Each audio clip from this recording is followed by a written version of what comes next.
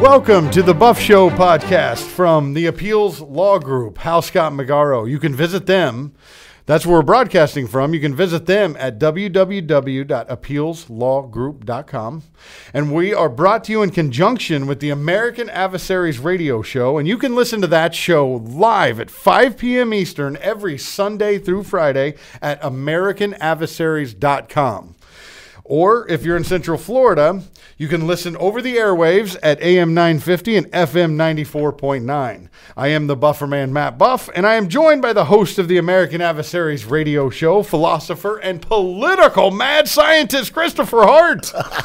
Good to see you, my friend. Good to see you, Matt. Good to see you. And yes, we've been shaking for every episode in our 4-part series about the Wuhan Chinese flu Democrat Party's hoax. All right?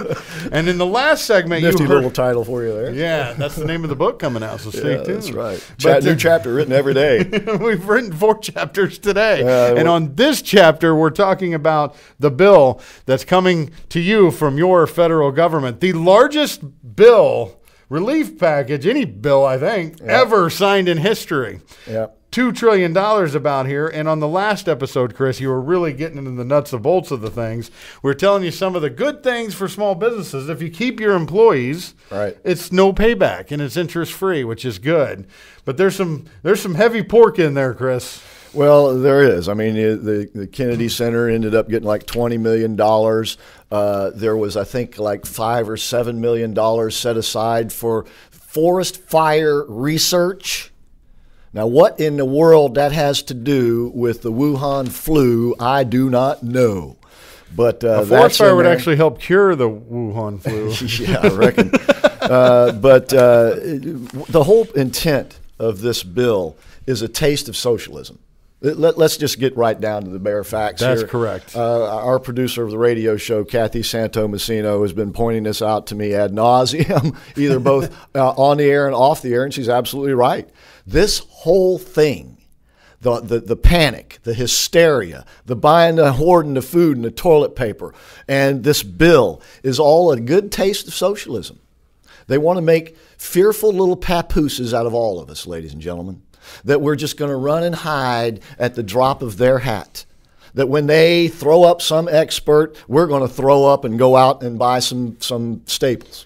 And what they are trying to do, and they are purposely doing this is a war on America. America as we know it, a constitutional sovereign nation, a republic. They don't like that. Yeah, let's go down the list. Okay. Do they like the Electoral College? No. Oh, they want to get rid of that only because they lost. Yeah.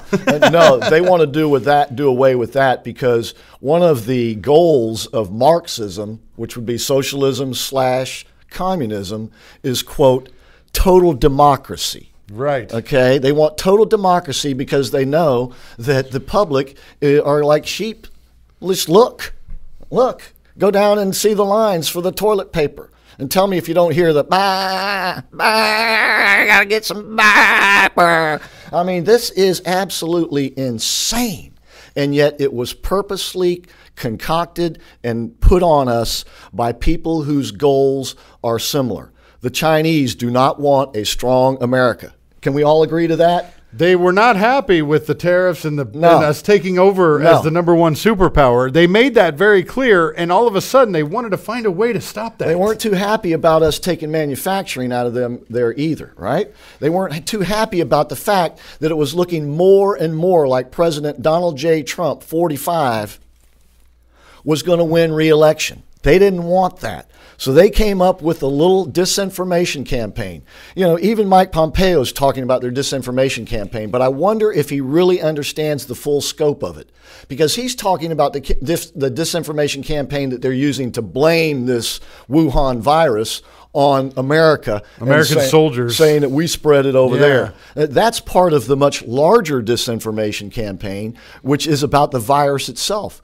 They knew early on that this either wasn't as contagious or as virulent as what we could be led to believe. And we took the bait, hook, line, and sinker. I don't blame the president because the pressure mounted on him from all sides in a very quick fashion. He basically had nothing else to do. But I do like the fact that he's pushing back now and saying, look, we got to get this economy going again. We can't let the cure be worse than the disease. And little did I know until I saw it myself, New York Times Pulitzer Prize winning economist reporter, total liberal, the Friedman of the New York Times, talked about the same thing. We can't destroy this economy. But you see, that's the purpose here of the left. That's the purpose of the Chinese. That's the purpose of the Russians. That's the whole goal here. And we are in a war up to our necks, ladies and gentlemen, and we can't win it hiding in our bathrooms with our toilet paper. You can see it happening with the empty streets. And if that doesn't bother you and scare you, it should. It should. All the businesses closed. They're losing their life, liberty, and happiness because they're shut down. Let's look at it this way. Everything that we're being told to do under penalty of law is we're being told to ignore the Constitution. We're being told to ignore our right to free assembly. We're being denied our full rights in court. And you can go to the website here, appealslawgroup.com/American Adversaries, find out more about that. They're controlling our every movement of our life. They're denying us our right to free practice of our religion. They're getting us used to living without our constitutional protections. This is socialism. This is the goal. Pay attention. Don't be a fool.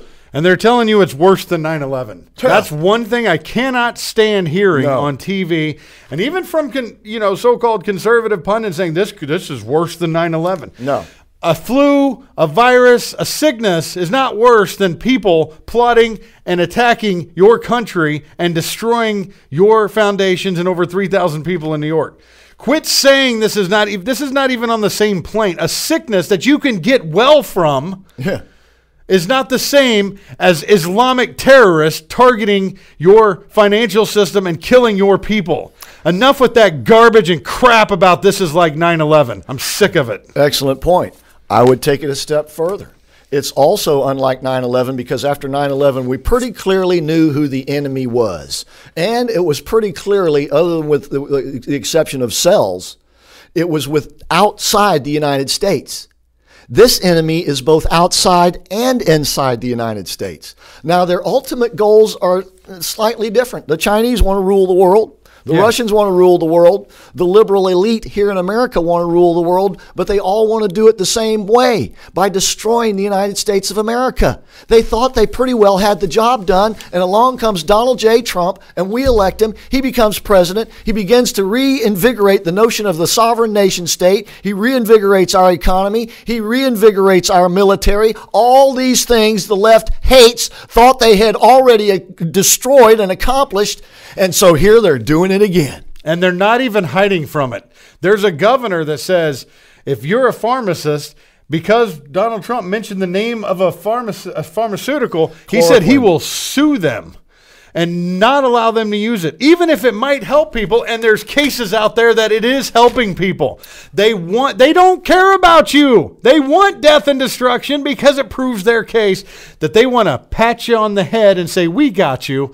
Well, here, and just like the president's doing, we want to pat you on the back and say, let's get to work. We can beat this thing and restart this economy. Pat you on the back or kick you in the ass. Okay? We might have to start kicking you in the ass. Don't buy into this hoax any longer.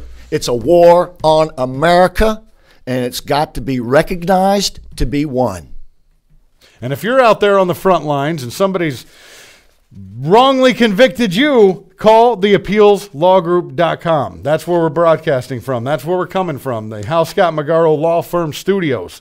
Don't forget to listen to the American Adversaries radio show every Sunday through Friday, live at 5 p.m. Eastern Time on AmericanAdversaries.com. Or if you're here in Central Florida, check out AM 950 and FM 94.9 in Central Florida. My blood is so up right now. I'm so mad. That was probably the angriest outro I've ever read, Chris. It sounded good. We'll see you soon. Stay safe, but also stay smart.